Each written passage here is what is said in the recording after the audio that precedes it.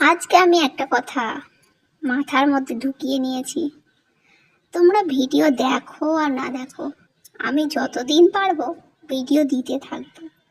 এতে তোমরা দেখো আর না দেখো, আমার ভালো লাগবে আমি দেবো। তোমাদের ইচ্ছা হলে যদি ভালো লাগে তো তোমরা দেখো, আর যদি ভালো না লাগে তো দেখো না। যদি তোমরা দেখো তো আমারও ভালো লাগবে, তোমাদের ভালো লাগে আমার ভালো লাগে, তাহলে মিলেই গেল। তো সেই জন্য একটা রিকোয়েস্ট করতে পারি, যদি পারো তো ভিডিওটা দেখো।